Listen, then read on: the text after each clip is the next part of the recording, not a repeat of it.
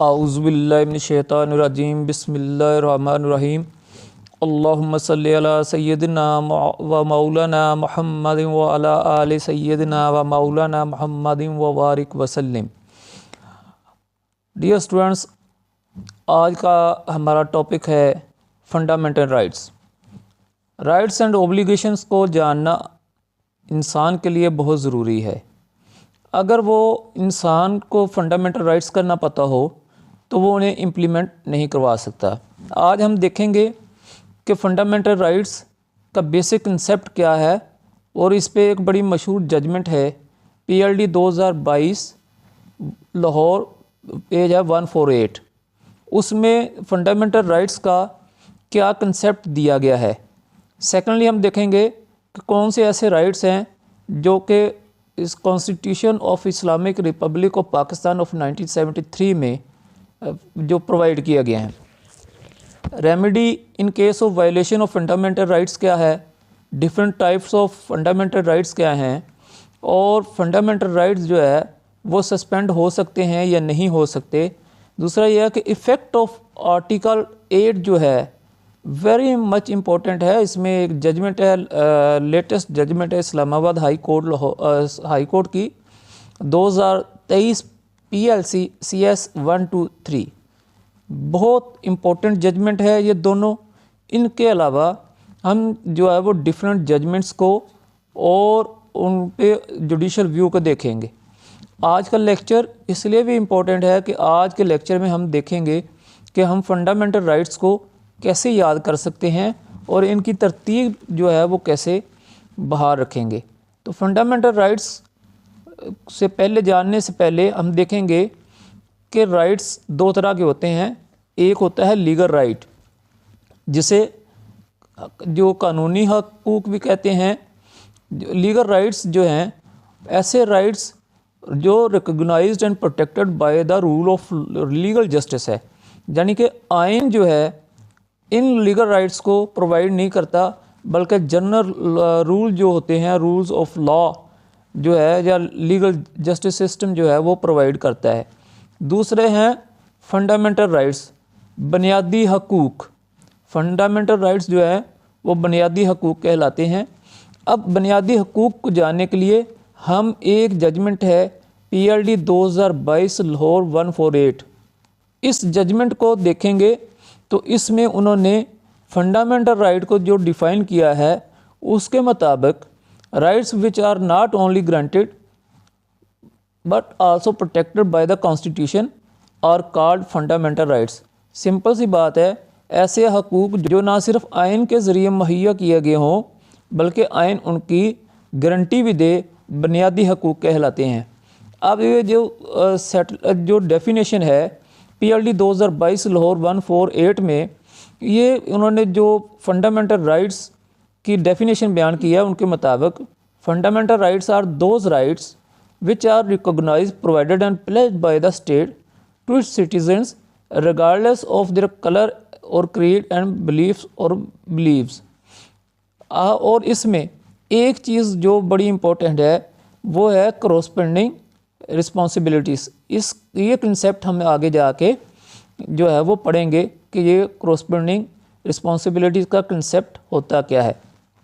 अब हम देखते हैं कि फंडामेंटल राइट्स को, ये एक चार्ट है, थोड़ा सा मुश्किल लगेगा देखने में, लेकिन ये बहुत इम्पोर्टेंट है कि इसमें हम देखेंगे कि ये फंडामेंटल राइट्स को जो है वो किस तरह याद किया जाए। फंडामेंटल राइट्स को 5 तरीक़ों में तकसीम किया जाएगा। पहला पार्ट है पर्सनस एंड, जो पर्सनस के मतलब है जिसमें लाइफ एंड लिबर्टी है। दूसरा फ्रीडम्स हैं। तीसरा रिलीजन के मतलब राइट्स हैं। चौथा प्रॉपर्टी के मतलब है। और जो है वो अदर राइट्स जो हैं वो 5 तरह फंडामेंटल राइट्स को तकसीम किया गया है। अब हम वन बाय वन देखेंगे कि right as to life and liberty के मतलब पहले आता है आर्टिकल 9 जो है वो डील करता है सिक्योरिटी एज़ टू पर्सनस में। उसके बाद आता है अरेस्ट एंड डिटेंशन के मतलब आर्टिकल 10 है। और fair trial and due process of law जो वो 10A में प्रोवाइड किया गया है। अब 10A में ये प्रोवाइड किया गया है। अब इसमें स्लेवरी है, इसके आगे जो है वो प्रोटेक्शन अगेंस्ट डबल जो पनिशमेंट है सेल्फ इंक्रिमिनेशन है। अब इसके आगे इनवायलेबिलिटी ऑफ डिग्निटी ऑफ मैन है और आखिर में रिट्रोस्पेक्टिव पनिशमेंट है। अब इसमें ये जो पर्सन की लाइफ एंड लिबर्टी के मतलब टोटल 7 जो फंडामेंटल राइट्स हैं। अब इनको हमने टोटल को 1 बाय 1 देखना है कि कौन सा आर्टिकल डील करता है, इसका इफ़ेक्ट क्या है। अब हम जो है सबसे पहले देखेंगे security of person. Fundamental rights में सिक्योरिटी पर्सन है कि इसमें 2 चीज़ें आती हैं। आर्टिकल 9 इसको डील करता है, ठीक है जी, कि no person shall be deprived of life और liberty save in accordance with law. अब ना तो किसी को लाइफ किसी की ली जा सकती है, ना किसी की लिबर्टी ली जा सकती है। Save in accordance with law, in accordance with law जो है वो ये है कि थ्रू कोर्ट ऑर्डर्स जो है वो ड्यू प्रोसेस ऑफ लॉ के ज़रिए जान ली जा सकती है। अब इन अकॉर्डेंस विद लॉ से क्या मुराद है? इन अकॉर्डेंस विद लॉ जो है there is legal method for performing an action, ठीक है जी।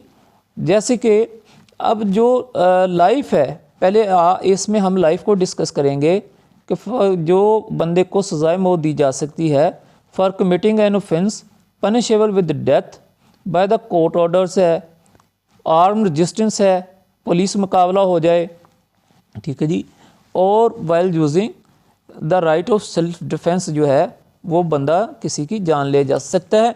इसके अलावा किसी की जान नहीं ली जा सकती।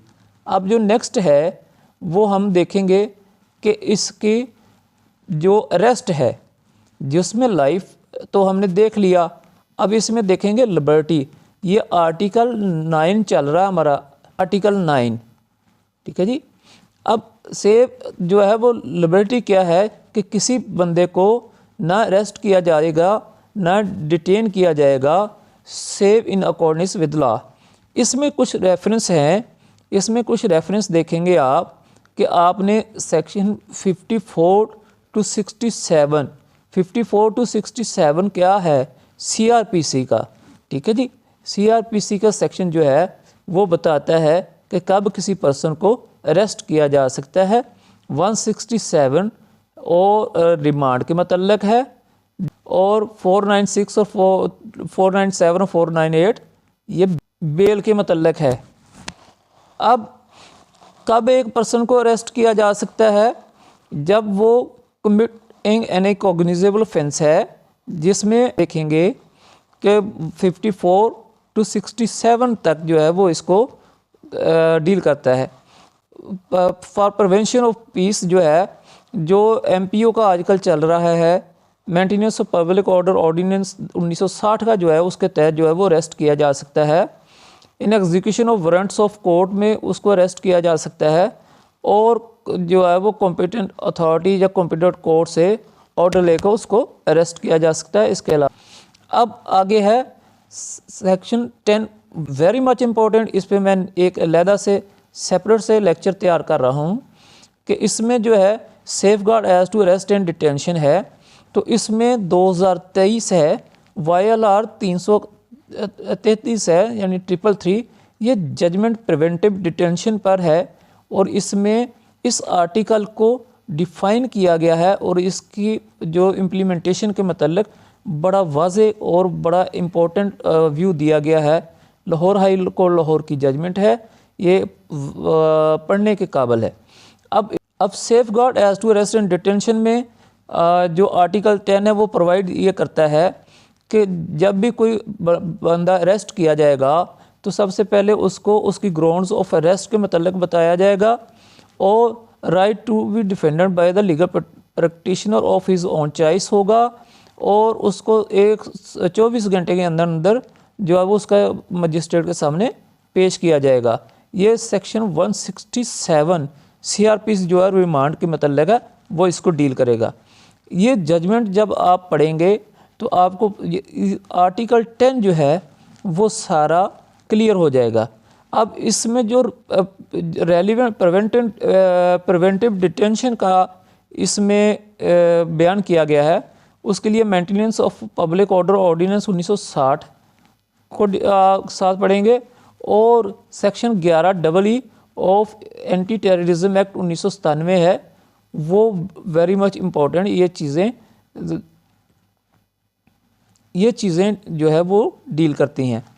अब इसमें चूँकि ये बहुत बड़ा टॉपिक है, इसलिए इस पे आर्टिकल 10 पे और आर्टिकल 10A पे दोनों पे मेरा अलहदा से लेक्चर में तैयार कर रहा हूँ, इंशाल्लाह अपलोड कर दूँगा। अब article 10A fair trial and due process. Fair trial and due process, ये आर्टिकल 10A बयान करता है कि फेयर ट्रायल किस में होगा, ये होगा क्रिमिनल में, ड्यू प्रोसेस जो होगा वो सिविल राइट्स में होता है। अब इसमें कहीं पर fair trial and due process define नहीं है आइन में, तो इसमें जो जजमेंट्स के ज़रिए निकाला गया है उसमें यह है कि इम्पार्शियल एंड फेयर इन्वेस्टिगेशन होगी फेयर ट्रायल में, ये पार्ट है उसका। Submission of report in time है, डिलेड सबमिशन ऑफ जो अब रिपोर्ट अंडर सेक्शन 173 CRPC जिसे चालान रिपोर्ट भी कहते हैं, उसका सबमिशन जो है डिले से सबमिट करना वो फेयर ट्रायल के फंडामेंटल राइट्स के मुनाफी है।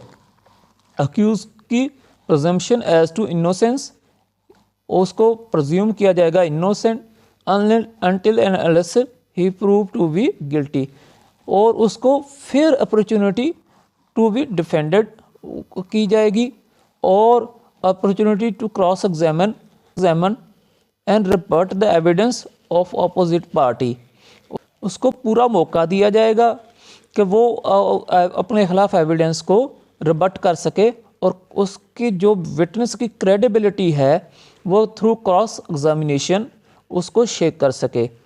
जज जो है मस्ट बी इम्पार्शियल और स्पीडी ट्रायल होना चाहिए, और not only accused but also complaint is entitled, यानी कि फेयर ट्रायल का सिर्फ अक्यूज ही हकदार नहीं है, कंप्लेनेंट जो है वो भी हकदार है। अब ड्यू प्रोसेस क्या है? ड्यू प्रोसेस में यही है कि उसको प्रॉपर अपॉर्चुनिटी मिले, और no one should be condemned unheard, किसी को बगैर सुने जो है वो उसके खिलाफ फैसला ना दिया जा सके, और इम्पार्शियलिटी होनी चाहिए, यानी कि जिसका जो केस सुन रहा है उसका कोई ज़ाती मफाद उससे मुंसलिक ना हो। अब आगे जो आर्टिकल 11 जो है वो 3 चीज़ों को डील करता है। अब पहले है कि स्लेवरी, दूसरा है फोर्स्ड लेबर, तीसरा है चाइल्ड लेबर। तीनों को जो है वो ये नेगेट करता है। पाकिस्तान में आर्टिकल 11 डील करता है कि फोर्स्ड लेबर प्रोहिबिटेड है, स्लेवरी अलाउड नहीं है, और 14 साल 14 ईयर्स ये याद रख 14 ईयर्स ये याद रखना है कि 14 ईयर्स से कम बच्चे को किसी फैक्ट्री में काम नहीं दिया जा सकता। हाँ, अब इसकी एक्सेप्शंस हैं। अब किसी को रिगरस इम्प्रिजनमेंट, आप सब ने पढ़ा होगा सेक्शन 53 पाकिस्तान पिनल कोड 1860 में कि पनिशमेंट जो है वो सिंपल भी हो सकती है, रिगरस भी हो सकती है। किसी को अगर पनिशमेंट हो जाती है और कैद ब मशक्क़त जिसको कहते हैं हो जाती है, तो उससे ज़बरदस्ती काम करवाया जा सकता है। और दूसरा ये है कि अगर कोई काम जो है वो required by law in public welfare है, जैसे आर्मी सर्विस ज्वाइन करना है, कोई और काम इस तरह के हैं, तो वो वेलफेयर में उनकी मर्ज़ी के बगैर भी काम लिया जा सकता है। आर्टिकल 12 जो है वो प्रोटेक्शन अगेंस्ट रिट्रोस्पेक्टिव पनिशमेंट है। कोई ऐसा काम जो वो पास्ट में किया गया है, जब वो एक्ट किया गया तो वो जुर्म नहीं था, तो वो किसी बाद में बनने वाले कानून की वजह से जुर्म नहीं बन जाएगा, जो उसको बाद में जुर्म डिक्लेयर करता है। और एक ऑफेंस के लिए जो सज़ा उस वक्त मौजूद थी जब वो ऑफेंस किया गया तो वो उससे ज़्यादा सज़ा किसी बंदे को नहीं दी जा सकती, बावजूद इसके कि वो सज़ा जो है वो बाद में कानून के ज़रिए बढ़ा दी जाए। लेकिन उस बढ़ाने का असर रिट्रोस्पेक्टिव इफ़ेक्ट नहीं हो सकता क्रिमिनल केस में, उसका प्रोस्पेक्टिव इफ़ेक्ट ही होगा और वो प्रेजेंट या फ्यूचर से स्टार्ट होगा। उससे पहले जो एक्ट हो चुके हैं, जो काम हो चुके हैं, ऑफेंस हो चुके हैं, उन पे इम्प्लीमेंट नहीं किया जा सकता। आर्टिकल 13 जो है protection against double punishment and self incrimination. Double punishment क्या है? अटरफाइस एक्विट एंड अटरफाइस कन्विक्ट। बड़ा इंपॉर्टेंट और बड़ा मशहूर जो ये प्रिंसिपल ऑफ लॉ है कि वंस एक्विटेड और convicted no further trial for the same offence. ये सिविल और फौजदारी दोनों केसेस पे यकसा होता है, इसको डबल जेपर्डी भी बोलते हैं। और इसमें जो प्रिंसिपल ये है कि there should be an end to the litigation. अब किसी को ना तो डबल पनिशमेंट हो सकती है, किसी को दोबारा पनिशमेंट नहीं दी जा सकती, जैसा कि सेक्शन 403 CRPC जो है वो डील करता है इसको। Section 11 principle of res judicata CPC और ऑर्डर 2 रूल 2 जो है CPC का, इसको डील करता है। अब जो सेल्फ इंक्रिमिनेशन क्या है कि किसी बंदे को भी जो मजबूर नहीं किया जाएगा कि वो कोई अकबाल जुर्म करे या किसी को अपने ख़िलाफ़ बयान दे, तो उसमें आर्टिकल 38 to 40 जो है वो बड़ा क्लियर है कि जो पुलिस को दिया गया बयान है बाय अक्यूज़ड और कन्फेशन जो है वो काबिल कबूल नहीं है। अब आगे जो है इससे मिलता जुलता ही एक और आर्टिकल है, आर्टिकल 14 है inviolability of dignity of man. Dignity of man जो है, जो हाउस की डिग्निटी जो प्रोटेक्शन है उसके हाउस की, ये देखें लॉक हुआ है, ठीक है ना। क्यों लॉक हुआ है? कि ये प्राइवेसी ऑफ होम जो है वो उसको वायोलेट नहीं किया जा सकता, ये फंडामेंटल राइट है हर इंसान का। लेकिन इसकी कुछ एक्सेप्शंस होती हैं। वो एक्सेप्शंस क्या हैं कि वो इंग्रेस नहीं दे रहा, वो उसके और कोर्ट ऑर्डर सर्च वारंट जो है उनको एग्जीक्यूट नहीं होने दे रहा, तो उस सूरत में जो है वो उस को वायोलेट किया जा सकता है, लेकिन वो भी विद इन सर्टेन लिमिट्स। अब दूसरा ये है फॉर एक्सट्रैक्टिंग एविडेंस, जो किसी को एविडेंस उसके ख़िलाफ़ लेने के लिए टॉर्चर नहीं किया जा सकता। ये आर्टिकल 14 था। अब आर्टिकल 14 तक हमारे जो fundamental rights of life and liberty जो हैं वो मुकम्मल हो गए हैं। अब हम इनको एक दफ़ा रिवाइज़ करेंगे और सिर्फ देखेंगे कि कौन सा आर्टिकल जो है वो किस को डील करता है। वापस उसके लिए हम चलेंगे अपने में जी। अब इसके पढ़ने के बाद हमें आइडिया हो गया है कि आर्टिकल 9 जो है वो जो सिक्योरिटी ऑफ पर्सनस के मतलब है, उसकी लाइफ एंड लिबर्टी के मतलब है सेक्शन आर्टिकल 9। उसका 10 जो है, आर्टिकल 10 जो है वो उसको protection against arrest and detention देता है। और 10A जो है वो fair trial and due process of law के मतलब है। आर्टिकल 11 जो है वो उसका स्लेवरी के मतलब है। और आर्टिकल 12 जो है प्रोटेक्शन अगेंस्ट रिट्रोस्पेक्टिव पनिशमेंट है। आर्टिकल 13 जो है वो डबल जेपर्डी के मतलब है और वो कन्फेशन के मतलब है। और जबकि 14 जो आर्टिकल है वो इनवायलेबिलिटी ऑफ डिग्निटी ऑफ मैन के मतलब डील करता है जी। अब हम जो है वो वापस आ गए हैं अपना फ्रीडम के इस हेड के तहत हमारे 6 जो फंडामेंटल राइट्स हैं वो आते हैं। हमारे फ्रीडम के मतलब फंडामेंटल राइट्स को आर्टिकल 15 से लेकर 19A तक डील करता है। और 19A जो आर्टिकल है उस तक हम देखेंगे कि कौन कौन से राइट्स आते हैं। बिल्कुल सिंपल हैं।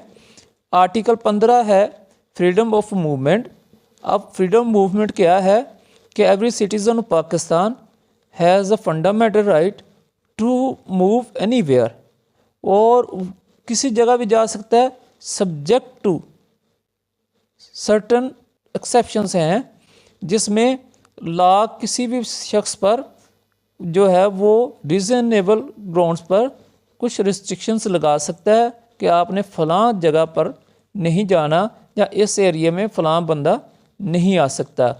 अब जो फ्रीडम ऑफ असेंबली है ये हमारा आर्टिकल 16 डील करता है फ्रीडम ऑफ असेंबली को।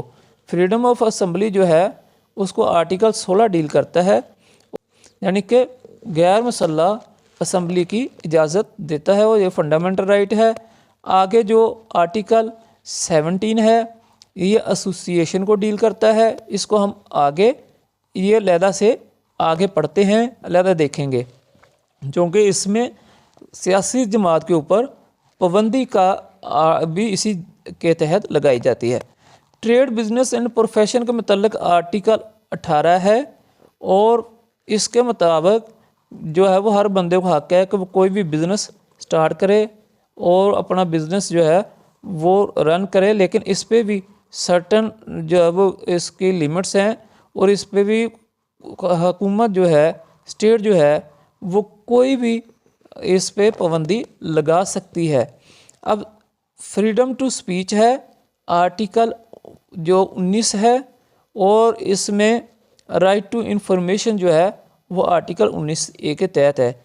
अब इन तमाम आर्टिकल्स और फंडामेंटल राइट्स में सिर्फ एक चीज़ है, वो है कि certain limits in accordance with law जो है keeping in view the security, dignity और लॉ एंड ऑर्डर सूरत हाल को देखते हुए स्टेट जो है वो इन पे कुछ लिमिट्स लगा सकती है। और अब आगे जो है वो राइट ऑफ एसोसिएशन जो है, जिसको हमारा आर्टिकल 17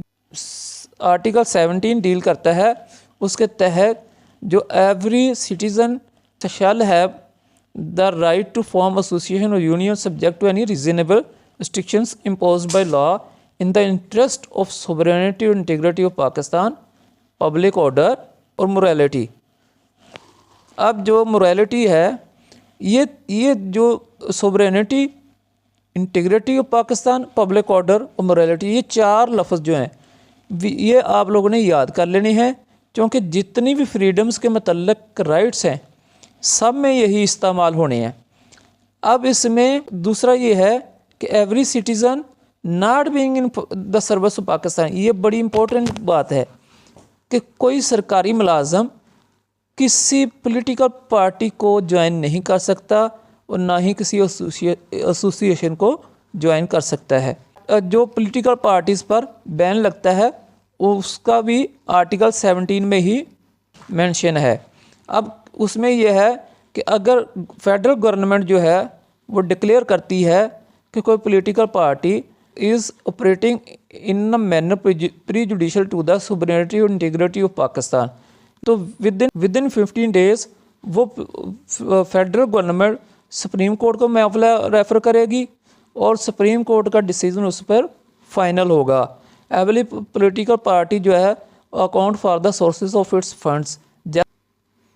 रिलीजन के मतलब जो फंडामेंटल राइट्स हैं रिलीजन के मतलब, उसमें आर्टिकल 20, 21, 22 जो है वो डील करता है। उसमें पहले कि फ्रीडम टू प्रोफेस रिलीजन, और के अपने रिलीजन की को प्रोफेस करने के लिए तबलीग करने का हर मज़हब को, हर शहरी को हक़ है। लेकिन इसमें एक चीज़ बड़ी इम्पोर्टेंट है कि कादियानियों को अपने मज़हब को प्रमोट करने का हक़ नहीं है पाकिस्तान में। क्यों नहीं है? क्योंकि वो अपने आप को अक़लियत नहीं मानते, इसलिए वो इस आर्टिकल का फ़ायदा नहीं उठा सकते। अब अगेंस्ट टैक्सेशन है कि किसी भी मज़हब के मतलब अगर कोई टैक्स लगाया जाता है तो वो शख्स उस टैक्स को अदा करने का पाबंद नहीं होगा जो उस मज़हब से तल्लक नहीं रखता और एजुकेशनल इंस्टीट्यूशंस में किसी को भी मज़हब की बुनियाद पर दाखिला देने से इनकार नहीं किया जा सकता। हाँ, अगर एक इंस्टीट्यूशन जो है वो एक मजहबी जमात, एक मज़हब के पैरोकार जो हैं चला रहे हैं, तो वहाँ पर उनकी वो डिनाई कर सकते हैं दाखिला देने से। आगे जो है प्रॉपर्टी के मतलब है, एज टू प्रॉपर्टी है, प्रोटेक्शन ऑफ प्रॉपर्टी राइट्स है। तो ये सारे मामला प्रॉपर्टी जो है वो किसी की, एक तो ये है कि वो हर आदमी को राइट है कि वो जहाँ पर चाहे प्रॉपर्टी परचेज़ करे। दूसरा ये है कि उसको किसी को भी प्रॉपर्टी से डिप्राइव नहीं किया जा सकता। Protection of property article 24 deal करता है इसको। अब इसमें यह है कि किसी को डिप्राइव नहीं किया जाएगा, save in accordance with law. In accordance with law क्या है कि वो एक्वायर की जाए, ठीक है जी, और लैंड एक्विजिशन एक्ट के तहत एक्वायर कर ली जाए। किस लिए? For educational purposes, public welfare के लिए, ठीक है जी, डेंजर से बचाने के लिए, और इसमें किसी मेडिकल या किसी हाउसिंग सोसाइटी के लिए अगर वो रिक्वायर्ड है तो वो उसकी जो है वो एक्वायर की जा सकती है। लेकिन उसका यह है कि subject to payment of cost जो है वो होगी। ये सारे उसमें सूरत हाल हैं जिनमें ये सारे कंडीशंस हैं जिनमें ये जो राइट है ये अवेलेबल नहीं होगा। अब इसके बाद इक्वलिटी है। इक्वलिटी में आर्टिकल 4 जो है उसको आपने इन आर्टिकल्स के साथ जो है वो मिला के पढ़ना है। 25 से लेकर इसमें 28 तक जो है वो डील करते हैं। आर्टिकल 4 ये कहता है कि right of individuals to be dealt in accordings with law, ठीक है जी। और इसमें 25 ये कहता है कि इक्वलिटी बिफोर लॉ और equality of citizens before law, कि ऑल सिटीजन्स आर इक्वल। किसी को किसी पर कोई फ़कीयत हासिल नहीं है रंगो नस्ल की बुनियाद पर, मज़हब की बुनियाद पर, ज़ात की बुनियाद पर। अब ये राइट ऑफ एजुकेशन ये है, ये एजुकेशन जो है वो 16 ईयर्स तक मैंडेटरी है। Non discrimination in respect of access to public place, इसमें एक एक्सेप्शन है कि गवर्नमेंट बच्चों के लिए और औरतों के लिए स्पेशल लॉ बना के किसी जगह को मुख्तस कर सकती है। ये डिस्क्रिमिनेशन इन सर्विसेज के में जो है वो सेफ गार्ड है उसके ख़िलाफ़। किसी को किसी सर्विस में जाने से नहीं रोका जा सकता। हाँ, गवर्नमेंट उनकी कॉम्पिटेंसी के लिए, अहलियत के लिए कुछ मेयार डिटरमिन कर सकती है जिस पर पूरा उतरना ज़रूरी है। और आखिरी जो फंडामेंटल राइट है preservation of language, script and culture है, और गवर्नमेंट जो है वो अपने कल्चर को प्रिवेंट करेगी। अब इसमें हमने देखना यह है कि अगर जो फंडामेंटल राइट्स वायलेट होते हैं तो उसमें रेमेडी क्या अवेलेबल होगी। वो है 199 के तहत जो है वो रिट पिटीशन दायर करना। 184 आर्टिकल्स सब आर्टिकल 3 के तहत सुप्रीम कोर्ट ऑफ पाकिस्तान भी इशू कर सकती है। अब इसके अलावा फंडामेंटल राइट्स को इन्फोर्स करवाने का और कोई तरीका नहीं है। तो जब भी फंडामेंटल राइट की वायलेशन होगी तो या तो 199 के तहत हाई कोर्ट रिट जारी करेगी या फिर जो है सुप्रीम कोर्ट जो है वो 184(3) के तहत जो है वो रिट जारी कर सकता है। रिट के मतलब मेरा अलहदा से लेक्चर मौजूद है जिस जो है वो आप जाके मेरे चैनल पर देख सकते हैं। अब आर्टिकल 8 जो है वेरी मच इम्पोर्टेंट ये है कि आर्टिकल 8 ये कहता है कि कोई ऐसा लॉ जो है वो नहीं बनाया जा सकता जो फंडामेंटल राइट्स को वायलेट करे या जो फंडामेंटल राइट्स के अगेंस्ट हो। इसमें 2023 PLCS 123 इस्लामाबाद हाई कोर्ट की जजमेंट है। ये बड़ी इम्पोर्टेंट जजमेंट है। अब आज के लेक्चर में हमने fundamental writes about life and liberty को देखा है। आर्टिकल 9 जो है वो सिक्योरिटी का मतलब है, अरेस्ट एंड डिटेंशन का मतलब 10 है, फ्री एंड फेयर ट्रायल का मतलब 10A है, स्लेवरी एंड फोर्स लेबर 11 है, 12 है रिट्रोस्पेक्टिव पनिशमेंट, और डबल जेपर्डी आर्टिकल 13 है, डिग्निटी ऑफ मैन आर्टिकल 14 है। जो बाकी हैं फ्रीडम्स, रिलीजन, प्रॉपर्टी और इक्वलिटी के मतलब ये इस पे मैं अलहदा से एक लेक्चर जो है वो तैयार कर रहा हूँ और जल्दी अपलोड कर दूँगा। उम्मीद है आप लोगों को आज का लेक्चर जो है वो पसंद आया होगा। मेरे चैनल को सब्सक्राइब ज़रूर कीजिएगा ताकि मेरे लेक्चर्स आप तक पहुँचते रहें। बाकी जो मैंने जजमेंट्स रेफ़र की हैं या मैंने कोई मटेरियल रेफ़र किया है, अगर उसकी आपके पास नहीं है PDF तो आप मुझे मैसेज कर सकते हैं, तो मैं आपको इंशाल्लाह उसकी PDF फॉर्म में प्रोवाइड कर दूंगा। बहुत बहुत शुक्रिया। अपना ख्याल रखिएगा। अस्सलामु अलैकुम वरहमतुल्लाहि वबरकातुहू।